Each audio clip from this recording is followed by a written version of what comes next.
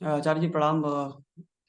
ये मेरा पहला प्रश्न है, तो थोड़ी-सी एकदम से जब मुझे पता चला प्रश्न पूछना है तो एकदम से हार्ट बीट बहुत तेज़ हो गई।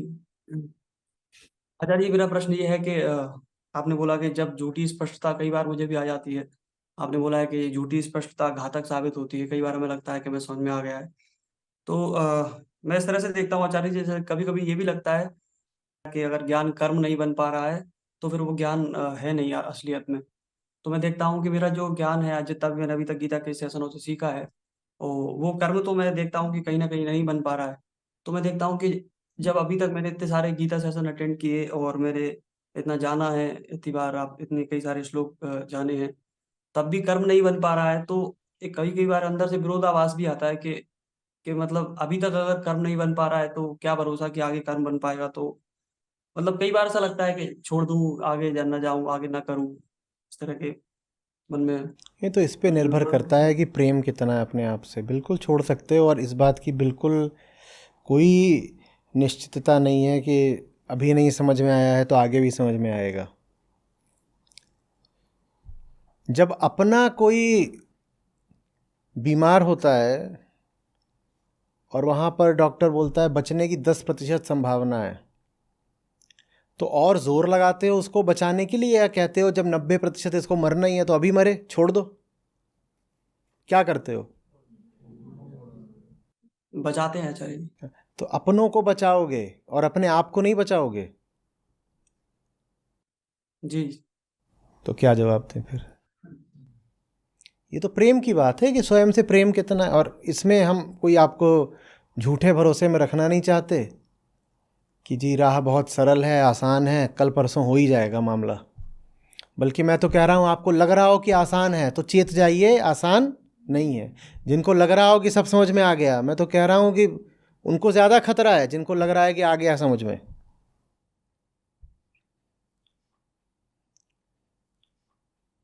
दुर्घटना से देर भली। हम्म। तो इसीलिए हमेशा कहा करता हूँ कि आखिरी सांस तक यही मानना कि अभी समझ में नहीं आया है। सावधानी, सतर्कता, ध्यान, ये कोई साधन मात्र थोड़े ही है कि जब काम पूरा हो गया तो साधन को त्याग दो। ये जीवन होते हैं। ध्यान जीवन है, और बिना ध्यान के कौन सा आत्मज्ञान हो जाएगा? ध्यान कोई ऐसी चीज थोड़ी है कि अब हम पहुंच गए हैं, अब हो गया। जीवन भर चाहिए, क्योंकि बात इतनी बड़ी है कि कोई भरोसा नहीं कि पहुंच गए हो। एकदम कोई भरोसा नहीं। और मुझे कोई, आपको कोई जल्दी से माल बेचने में तो रुचि है नहीं कि मैं कह दूं पहुंच गए और ये लो प्रमाण पत्र कि तुम्हारा एनलाइटनमेंट हो गया। मेरा ही नहीं हुआ। मैं तो यही कह रहा हूं भैया, देख लो, इधर कुछ पक्का नहीं है। उसके बाद भी अगर आना है तो आ जाओ मेरे साथ। जो पहले से गारंटी मांग रहे हो उनके लिए दरवाज़ा उधर है। यहाँ कोई गारंटी वारंटी नहीं, कुछ नहीं। प्रेम हो अपने आप से तो आओ।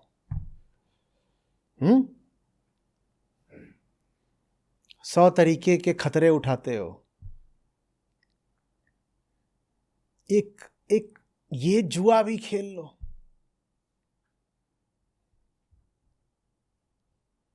संभावना यही है कि वो जो परम लक्ष्य होता है उससे कम से कम थोड़ा सा तो चूकोगे। कम से कम थोड़ा सा, हो सकता है बहुत ज्यादा भी चूको। संभावना तो यही है। लेकिन उसके बाद भी अगर खेलना हो तो खेलो। आप में से किसी को भी कभी ना आश्चर्य हो ना सदमा लगे अगर गीता के 3 साल बाद भी पता चले कि जीवन में अभी बहुत अज्ञान शेष है। 3 साल कुछ नहीं होते। एकदम इस धोखे में मत रहिएगा कि 3 महीने गीता पढ़ ली है तो हम तो बिल्कुल निष्णात। कुछ भी नहीं होता ऐसा। मैं 20 साल से यही सब कुछ कर रहा हूँ, 100 विकार तो मुझ में शेष है। मैं किस भरोसे से आपको बोल दूं कि आप बिल्कुल तर जाओगे। पर हाँ, प्रेम की बात है कि यात्रा नहीं छोड़ेंगे, प्रयास नहीं छोड़ेंगे। मंजिल का क्या है, पता नहीं मंजिल जैसी कोई चीज होती भी है कि नहीं। और जानने वालों ने कहा है कि जब मंजिल मिलती है तो यात्री मिट चुका होता है। तो मंजिल की बात करने में कोई तर्क, कोई तुक? अगर मंजिल कुछ होती भी है तो उस तक पहुंचने से पहले यात्री मिट चुका होता है। तो काहे की मंजिल, कौन सी मंजिल, किसके लिए मंजिल? मेरे लिए तो बस यात्रा है साहब। उसमें आप हमसफर बन सकते हो तो बताइए। बाकी जिनको जल्दी से पहुंचने में बहुत रुचि हो, उनके लिए क्या है, क्या है? दरवाजा उधर है।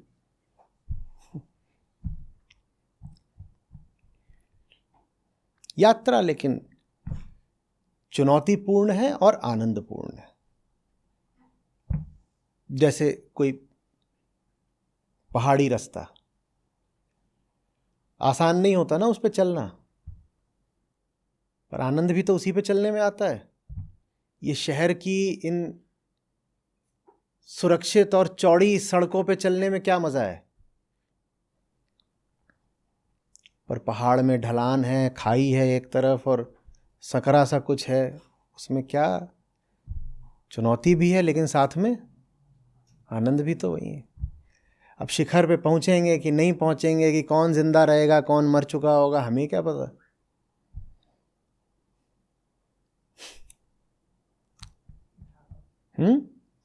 इथाका।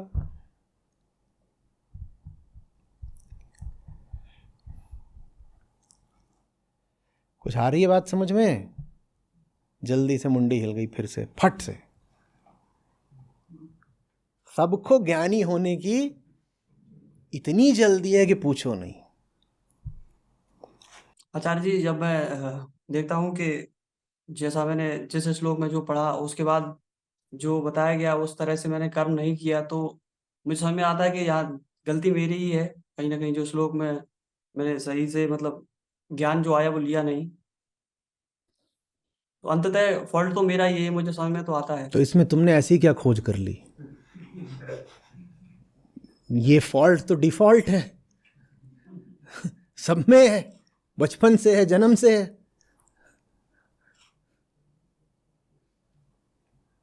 देखो भाई, समझो, मिट्टी, हम मिट्टी हैं। कितनी उम्मीद अपने आप से लगाए बैठे हो, वही पांव तले की मिट्टी वही हो। कितनी ऊंची ऊंची अपने आप से उम्मीदें लगा ली कि शर्मसार हो जाते हो कि अरे गीता मेरे जीवन में नहीं उतरी, मैं तो बड़ा ही गिरा हुआ आदमी हूं। मिट्टी पांव के नीचे होती है, इससे गिरा हुआ क्या हो सकता है कोई? आश्चर्य की बात तो तब होती है जब कोई ऊंचा काम कर दो, पर अहंकार उल्टा होता है। वो जब कोई घटिया काम कर देता है तो उसको आश्चर्य लग जाता है, पता नहीं कैसे मैंने इतनी नीच हरकत कर दी। आश्चर्य तब होना चाहिए जब 100 में से 1 हरकत नीच ना हो, और 100 में 1 भी अगर नीच हरकत ना हो तो वो परम आश्चर्य की बात है। हमारी 100 में से 100 हरकतें निकृष्ट होती हैं। आप अगर इतना भी कर लो कि 100 में से आपकी 1 भी हरकत निष्काम हो पाए तो जान लीजिए कि आपने बिल्कुल कुंजी लगा दी, ताला खोल दिया, पासवर्ड हैक कर लिया। निष्कामता अगर इतनी सी जीवन में आई है तो अब वो फैलेगी।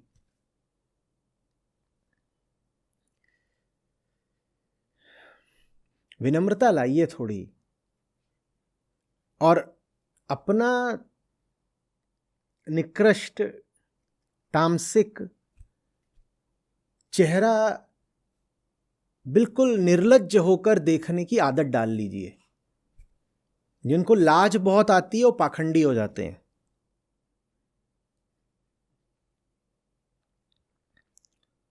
लाज बहुत आएगी तो जो अपना सच है उसको स्वीकार नहीं करोगे, फिर क्या बोलोगे? झूठ। यही तो पाखंड है। दिख गया कि हम परम स्वार्थी हैं, और बड़ी लज्जा आई तो क्या घोषित कर दोगे? हम स्वार्थी नहीं है। यही तो पाखंड है। निर्लज्ज हो जाओ, अपनी कमियां ढोल बजा बजा के गाया करो, तभी कमियां हटेंगी।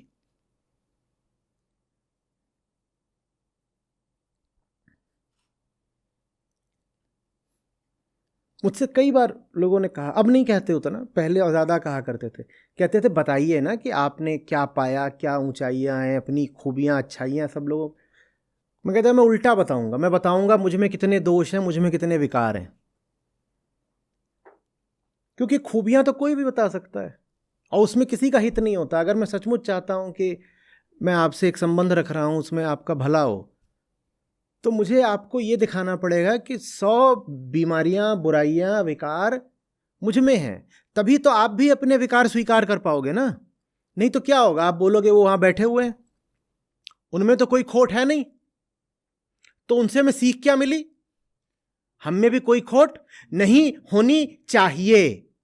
और ये जो चाहिए है ना, आदर्शवाद, ये कहीं का नहीं छोड़ता हमें। अरे चाहिए क्या होता है तो है। अब उसमें चाहिए से क्या होगा, शुद्ध से क्या होगा? तो अध्यात्म इसमें नहीं है कि बेफिजूल बोलने लग जाओ कि मैं तो यहां पहुंच गया, मेरी मंजिल आ गई, मुझ में शुद्धि आ गई।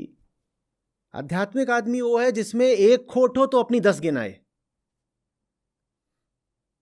आध्यात्मिक आदमी वो है जो ऐसे माइक्रोस्कोप लेकर के अपनी कमियां ढूंढे।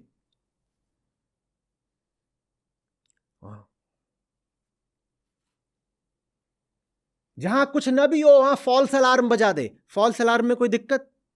आज तक नुकसान हुआ है फॉल्स अलार्म से? फॉल्स अलार्म क्या होता है?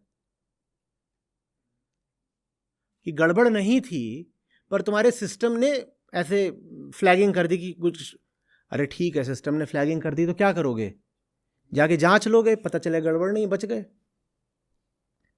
जहां नहीं भी गड़बड़ हो वहां भी ये मान के चलो कि गड़बड़ है, और जहां पे तुम्हें ये लग गया कि सब ठीक है वहां मरोगे।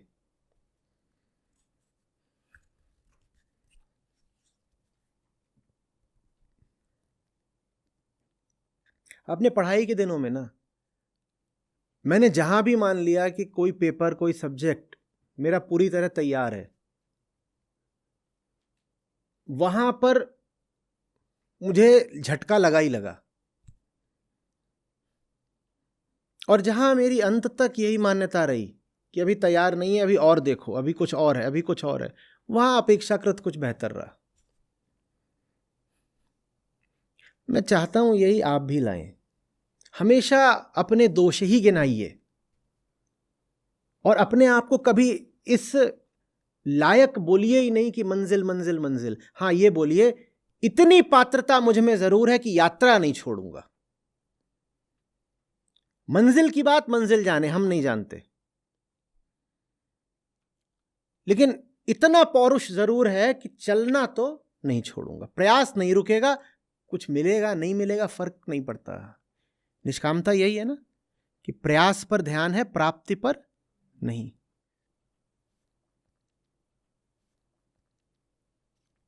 पूर्णता के दावों से और पूर्णता की इच्छा से, दोनों से बचना। कहीं देखो कि पूर्णता का दावा है, एकदम सावधान हो जाओ। कहां पूर्णता का दावा? पूर्णता के मुंह होता है कि दावा करेगी?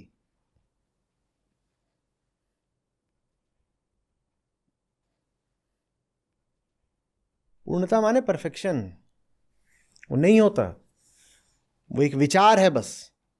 और परफेक्शन का जो विचार है वो इम्परफेक्शन की निशानी है कि जो चीज विचार में समा नहीं सकती उसको तुम ठूस रहे हो विचार में।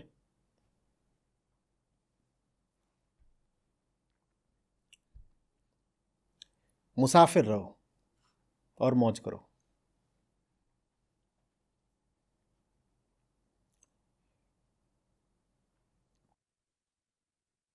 तो आचार्य जी, मैं ये देखता चलूं कि मैं पहले क्या था और अब क्या हूँ, और बस इसी सफर में बस यही है। और थोड़ी सी भी तरक्की पाओ तो धन्यवाद है। बस अपने ऊपर पूरी कड़ाई रखो कि प्रयास अगर 101% से नीचे है तो अपने आप को माफ नहीं करूंगा, और प्राप्ति अगर इतनी सी भी हो जाए तो बोलो अनुग्रह। प्रयास 101% से नीचे नहीं चाहिए, और प्राप्ति अगर 1% भी हो गई तो क्या बोलना है? जी धन्यवाद, शुक्रिया। 1% नहीं हुई तो भी, तब भी धन्यवाद है। मैं तो ये जानता हूं मेरा प्रयास 101% रहेगा, मेरी ईमानदारी 101% रहेगी। कुछ मिल गया बहुत अच्छी बात, नहीं मिला हम तब भी रहेंगे कृतज्ञ ही। यही गीता सार है, अच्छे से समझ लो।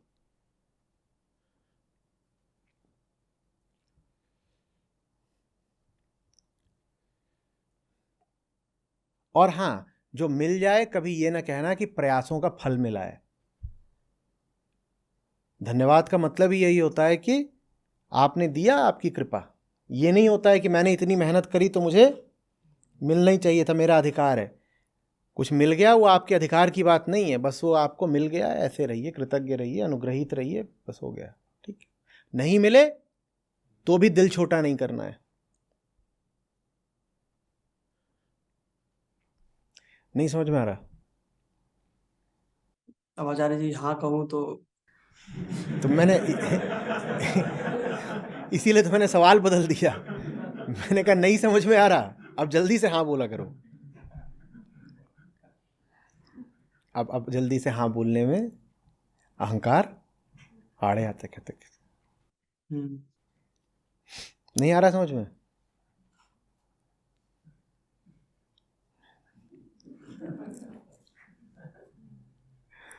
नहीं, थोड़ा बहुत आया। इतना ही आना चाहिए, थोड़ा बहुत।